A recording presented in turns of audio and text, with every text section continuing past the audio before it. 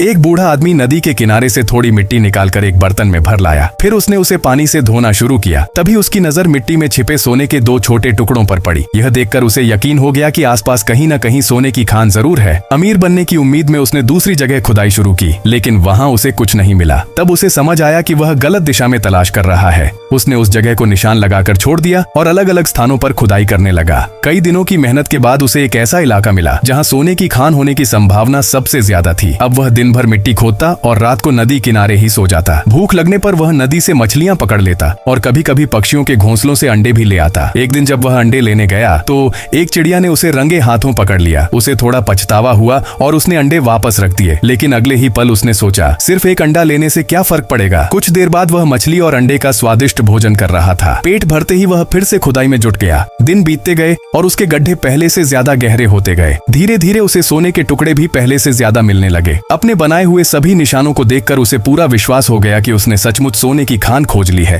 अब उसने उसी जगह सीधा नीचे की ओर खुदाई शुरू कर दी। जब गड्ढा एक आदमी की ऊंचाई से भी ज्यादा गहरा हो गया तो उसे सोने का एक बड़ा टुकड़ा मिला।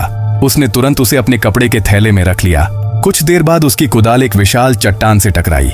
जैसे ही उसने उसे तोड़ा, अंदर चमकता हुआ सोना दिखाई दिया। खुशी से उसकी आंखें चमक उठीं।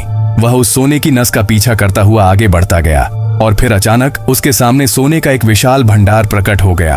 वर्षों की तलाश आखिरकार खत्म हो चुकी थी। खुशी के मारे उसके हाथ कांप रहे थे।